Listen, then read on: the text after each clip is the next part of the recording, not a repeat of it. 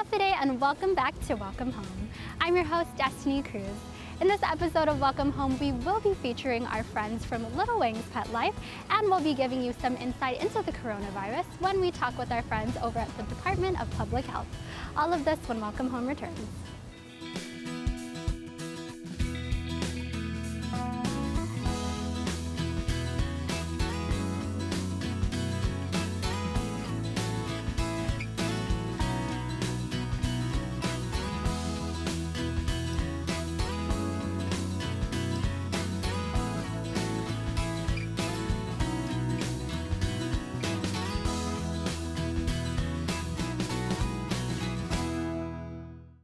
Hafa day. Welcome to another episode of Welcome Home. I'm Hannah Gray with Remax Realty Group. We're here in Tumon at Blue Pacific Lattice Condos for a tour of our first home. Come inside, let's take a look.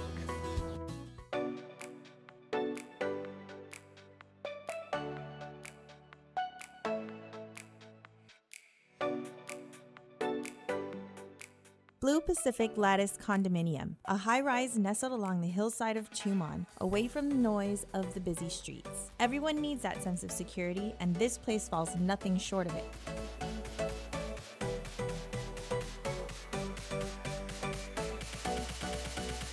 The building provides a secured entry where you control access with a quick touch of a button on the intercom in your home to buzz in your guests, or a rather perfect solution to not having to entertain unwanted visitors.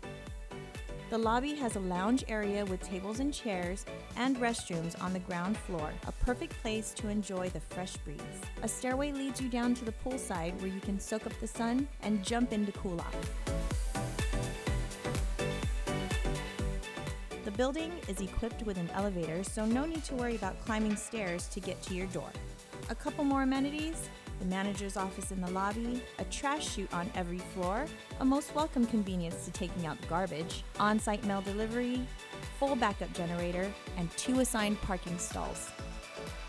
Inside the home, you'll find a closet by the entryway, where everything could be at hand whether you're coming or going. The telephone intercom is also located by the doorway. The kitchen comes equipped with refrigerator, stove, with oven, and an under-cabinet mounted microwave.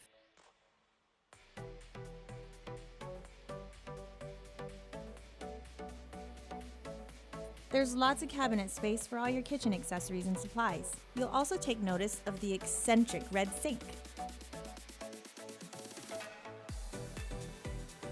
The living dining area is spacious with a rustic chandelier and a red accent wall. Just look at how it makes the room pop. There's access to the balcony through a doorway at the opposite end of the living area. Enjoy the perks of living hillside in Tumon, the lush tropical junglescape, the ocean view, and gorgeous sunsets. The first bedroom is a perfect and cozy size to retreat from a long day's work, with air conditioning for your comfort and a privacy screen that blocks off the world outside. You have one closet to help keep organized or just keep things out of sight. Between the 2 rooms is a laundry room and a bathroom with a tub, a large mirror, and vanity accented by rustic twin vanity light fixtures. Just beyond the door of the master bedroom is a closet and a vanity with a large mirror. The windows wrap around the room, sharing views with the balcony. It's a very spacious bedroom with air conditioning to keep you cool and comfortable, and a walk-in closet that has a modern reach-in design. Welcome back. On Welcome Home, we like to feature homes that are available on the market in the hopes that you can find your forever home. Let's check with our friends over at Little Wings Pet Life on how you can get started on adding a new member to your family.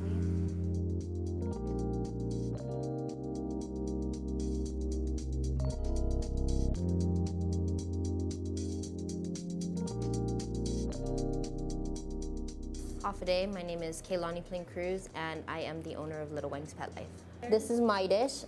He's one of my dogs. He is 7 years old, and just here to keep comfortable. We also have fish, birds, rodents, and then other than those types of things, we help with game. to help adopt out stray dogs, and also we do rescuing as well. For all the pets that we carry, we sell all types of products to help maintain and care for them. Right behind me is a shelf of some of the products that we have. These are some of the most popular ones, basic needs for your pets, what you need to start them off at your house, and then a few extras. Fish die a lot from stress. And stress plays a big factor in the way that animals react to things on the daily basis, whatever it is that you do with them in their home. So if your fish are like dying, then that's a stressful thing. A lot of people think that throwing food into the fish tank is fine enough. And sure, that's okay, but if you really want to see your fish tank come alive, you need to be able to go up to them and make it a good thing that they're eating. Make sure and watch that every single fish is eating, because in the tank you can have more than 10 fish. And maybe one of those fish is not feeling well one day and they're not gonna eat very much. So you need to be able to recognize that, because in a fish tank, when one fish gets weak, nature takes over and the other ones kill them off. That's just the natural thing to do. With dogs, you see the stress from their unsociability, in barking, in the way that they react to different people. They can either cower, they can attack, and those are all things that the social environment has put on them and created a reaction to. So considering dogs, cats, and also rodents, because they have teeth, those teeth, they grow. So you're gonna go through a teething stage, just kind of like babies. You'll need to have things to aid in that. For example, with dogs, for their chewing, if you don't give them and show them what they need to chew on, they're gonna chew on your furniture, they're gonna chew on your shoes. So you'll need to be able to provide them with toys like soft toys for when they feel like soft chewing, or hard ones for when they really need to get going and scratch their gums. I would say that dogs take the most time. I think that that's the most popular thing, one of the most things that the animals that people need to learn about most. So all sorts of different dog breeds have different physical outputs. A puppy like a Pomeranian can run around and around for hours on end and still sit down and pant and not really want to be tired. So you'll need to expend all of that energy. You'll need to understand that in order to work with them and train them, you need to expend that physical energy, so that way they're calmer. Because when you try to work with them right away, they're just gonna want to play. They have so much pent up energy in them. They've been waiting for you to come home. But then there's dogs like toy poodles that don't have a high physical output. Their stimulation is more mental stimulation. People who have toy poodles, you'll find that they just talk to them all the time, constantly, and like full words, and incorporate your commands when you're talking to them.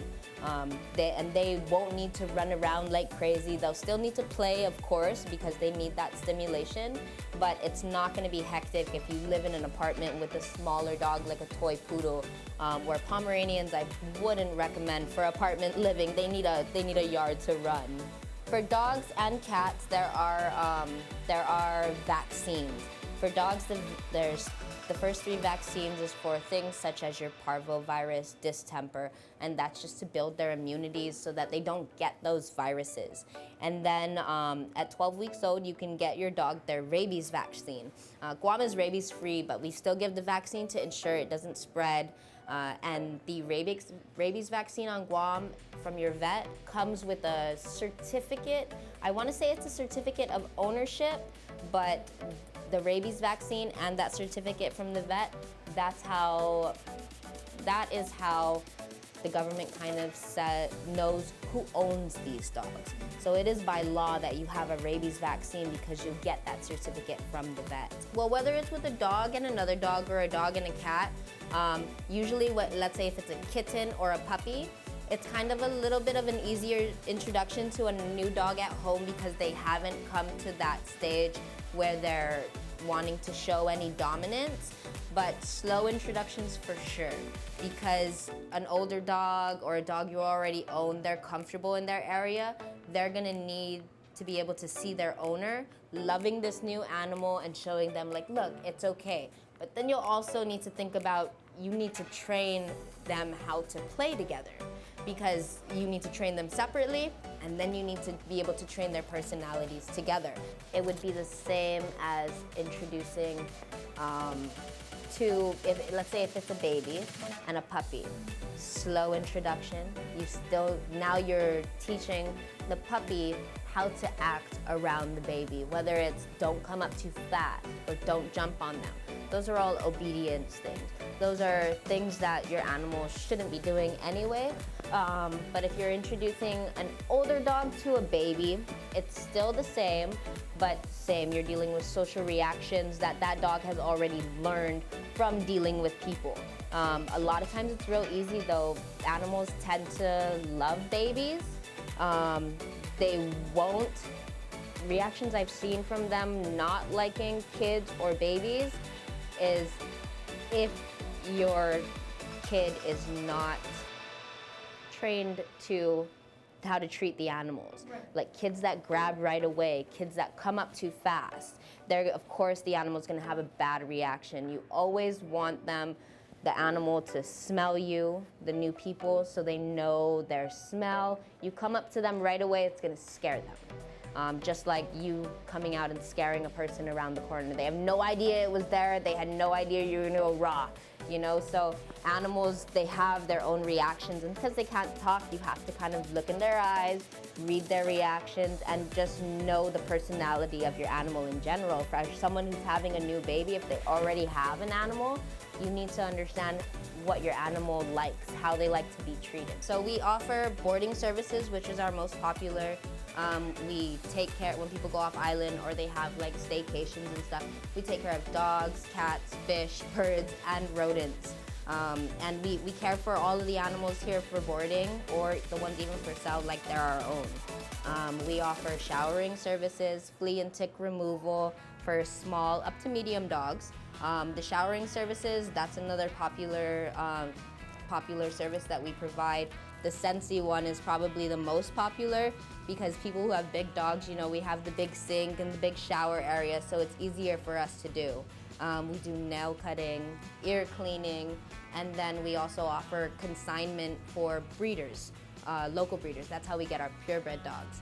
And not so much a service, but we also do adoptions for people, for rescues. We have an Instagram page and a Facebook page, both under Little Wangs Pet Life. And then we also have an email, littlewangspetlife@gmail.com. You can give us a call. We're open 7 days a week, Monday to Saturday, 10 to 7, and then Sundays, 10 to 6. And then I'm available after work through social media and email. Hi, we're here at Royal Gardens Townhouse Community to take a look at our second home.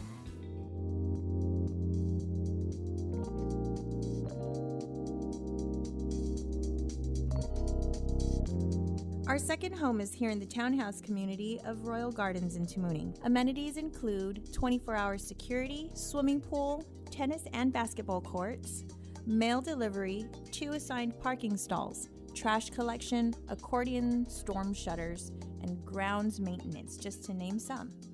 We're here at the home. This is a 2-bedroom, 2.5 bathroom. Come inside and take a look. You can choose to have this unit furnished. Entering the home, you have the cozy living room to your right with wall-to-wall carpeting. There is a small door that opens up to a storage room beneath the stairs. You will also find the water heater is stored there. A quaint powder room or guest bath is conveniently located just past the stairway from the front door. The dining area features a ceiling fan light fixture and a dining table with seating for 4. Leading into the kitchen, you have the laundry area equipped with washer and dryer, tucked away in its little space but with just enough room for storage to keep all your laundry essentials. A U-shaped kitchen features a little breakfast bar with plenty of counter space and cabinet storage above and below the counter. It comes with your necessary appliances, a refrigerator, dishwasher, and a glass top electric range with oven. The sink has a gooseneck high arch swing spout with side spray for those cleanups after gatherings or big meals. The stairway leading to the second floor is carpeted with a beautiful wood baseboard trim and wood railing. 2 bedrooms are situated on the second floor, each with its own full bath. This means you and your roommate won't ever have to share a bathroom. The bathroom features a wood grain countertop and a unique wraparound mirror design. The rooms are fully carpeted with a nice neutral color and a comfy plush feel. There is just enough closet space in each room. One of the rooms has a cool half closet with a built-in bureau. A sliding door that leads to the balcony is in one of the rooms as well. All those homes I can bring a fur baby to look absolutely amazing. In the next part of the show, we will be talking to our friends at the Department of Public Health about the coronavirus and everything we need to know. Let's have a look. That causes respiratory illness. It's very, very similar to the MERS and the SARS viruses. It's in the coronavirus family. And this was first detected in Wuhan, China. It was actually in a seafood market. And in this seafood market, they were also selling live animals. And they feel that it came originally from either a bat, a cat, an animal, and then over time it moved from the host being the animal, such as a bat or a cat, and then it moved on to the human as being a host. It's through the mutation of the genetic structure of the virus. This virus is transmitted through air droplets, so when a person sneezes or coughs, that air droplet can be transmitted from one person to another person. And the symptoms are very, very similar to any of the other viruses that we see in a normal even flu or even a cough or cold. Sometimes you also have fever, and what we're also seeing is that there's a shortness of breath. Many times the shortness of breath is because this virus attacks the lung, and it can also cause pneumonia. It's pretty dangerous because people have died, and the death rates are very apparent, and we should not be taking it very lightly. Anytime it causes a death, we should all be alarmed by that. As of today, there are no confirmed cases of the novel coronavirus on Guam, and there are no persons under investigation with those symptoms. So those that are more vulnerable to becoming severely ill with the virus are those, the elderly, the young ones, and those who are immunocompromised, those who may have cancer, those who may have diabetes or HIV. Those are the individuals that are more susceptible to becoming infected because their immune system is weaker. How can those people that you just mentioned, how can they protect themselves? How can they protect themselves? Of course, they should stay away from sick people, stay home if they're sick. If you have a cough and if you're not feeling well, go see your doctor and just make sure you kind of take care of yourself and just try to stay as healthy as possible. There's a lot of misconceptions about masks. What happens is the mask, when a person is sick, it is very helpful to wear a mask when you're sick because you will prevent any of your sputum or when you cough, any of those air droplets from being released and then contaminating another person. But if you're okay and you're not sick, you don't need to wear a mask. That's what we're seeing. And many people ask the question also, if I'm in the aircraft, shouldn't I wear a mask if everybody's coughing all around me? But the reality is that you don't need to. The air filtration in the whole system in the aircraft is very, very good. It's filtered very well. There shouldn't be a problem in that. And so a lot of people have this misconception that the mask prevents you from getting it. It prevents the person that is ill from spreading, so that would be good to wear. But if you're just trying to wear it to prevent from getting contaminated, no. Our team at Public Health has been really busy developing health education materials, and we targeted some of our materials towards children and teens. And they're very simple messages, such as stay home if you're sick, cover your cough, and they have graphics, infographics, so it helps for the teens and the children to be able to relate to these type of messages. So these messages will be shared with the schools and the daycares once they're final and they're printed. So there really aren't any differences in the symptoms. It's a respiratory illness, but people who have COVID-19 have come from the epicenter. Most people who have that respiratory illness have come from Wuhan, China, or have been exposed to people who've come from Wuhan, China. But the only way we can confirm if you have COVID-19 is through a laboratory sample. Right now, the samples are currently being sent off island, but before the samples are sent, our laboratory staff have to call EOC, the Emergency Operations Center at CDC, to get the fine details as far as the sampling and how we're going to package and ship it. And all that will be shipped to Atlanta, Georgia. Currently, if we do need to ship it, because we don't have the test kits right now, as you know, we're going to have it within a few weeks. The way we do that is we ship it. It takes about 2 days to get to Atlanta, 4 to 6 hours just to conduct the tests, and then about 3 days for the results to come. So as you already know, that's about close to 5 days. However, now that CDC has furnished test kits, we are going to get 1 box which will provide testing for 400 specimen samples. And when we do receive it, it's very much contained. What we're seeing right now is that certain states have had it already, and there have been problems with the test kits. Some states have problems, some don't. And that's because of they have to calibrate it first. And they're seeing that the assay is a problem. When we get our test kit, we have to follow the instructions of what is specified for us to do the calibration as far as validation of those kits. If it cannot validate, in other words, it's inconclusive, it's not a false positive or a false negative, we still have to tell CDC, and CDC has to give us a new set of kits. By the way, this is just new news. We just found that out this morning through a conference call that I had with the Association of State and Territorial Health Officials, and they provided that information. So the only way we're going to know if the test kits are good is when we receive them.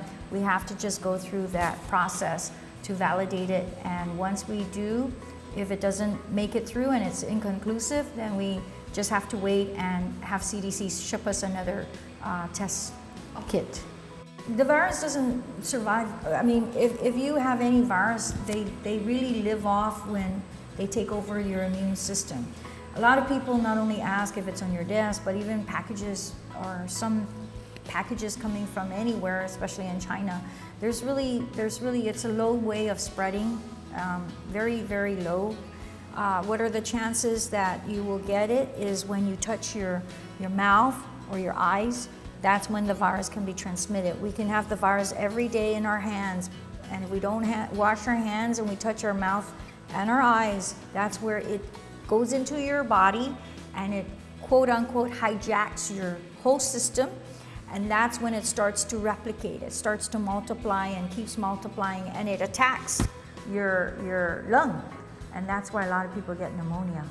So it just continues to replicate, and then you get infected and you're at liberty of infecting others, and there's an incubation period of 2 days to 14 days. So one of the things that we're doing to educate the people, and as well as our healthcare providers, is we have Dr. Dane Hancock, who's been conducting presentations not only to the physicians, but to the private clinics as well. And we do have an upcoming meeting with them as well next week to give them the latest updates in terms of what's going on with the coronavirus. So Dr. Bain, our medical director as well, and our epidemiologist, continues to be out there in the media educating and informing people about what's going on. We have to take this virus very seriously, and the only way we're going to prevent it is really doing very good cough etiquette and hand washing techniques. Studies are showing that constant hand washing for at least 20 minutes with soap and water, and doing that is going to be the best way to prevent this virus from spreading. So public health takes this respiratory disease very seriously. We've been meeting several times a week amongst each other and providing news releases through the Joint Information Center. And we have many print publications that will be going out. We have electronic slides that people can share on WhatsApp or Facebook or email. So if they go to the public health website or the Guam Homeland Security website, there's a lot of resources there. Or they can even go to the CDC website and educate themselves about the COVID-19 or even about respiratory illness. And as the director said, it's really about frequent washing of your hands to keep your own person safe, and your family members and friends and coworkers.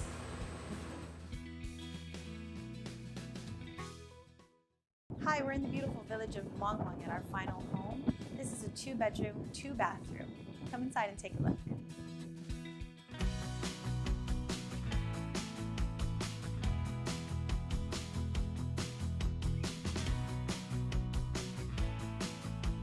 At our final home, you'll see the swimming pool by the entrance.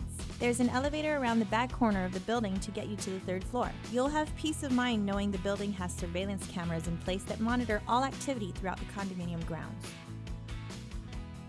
The home features an open floor concept for living, dining, and kitchen areas. The living area offers ample space to suit all your comfort needs. The condo has central air conditioning systems to keep it extra comfortable throughout the home at the touch of a button. Located in a closet between the living and kitchen space is the laundry area, complete with washer-dryer combo. The kitchen comes with all the necessary appliances: a double-door refrigerator with ice maker and water dispenser, glass-top range with oven and range hood.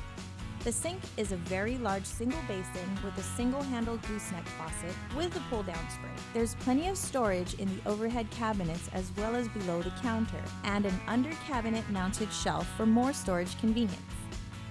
The first bedroom is very roomy. There's a closet with full mirrored doors. A sliding door gives you access to balcony with a mountainscape view.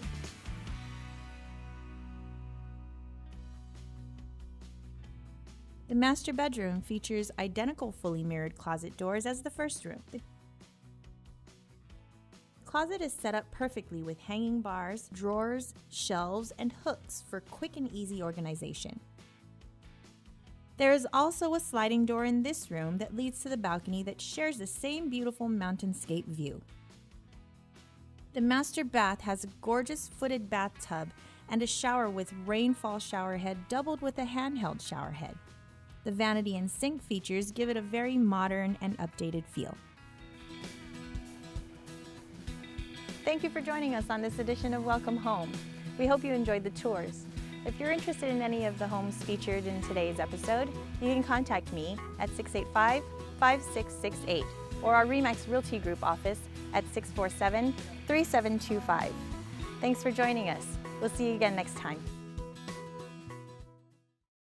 And that's it for this episode of Welcome Home. Thank you so much to our friends from Little Wayne's Pet Life for helping us to prepare for when we want to add a new furry friend to the family. And to the Department of Public Health for helping us be more aware and more knowledgeable about the coronavirus. Be safe and we'll see you in the next episode.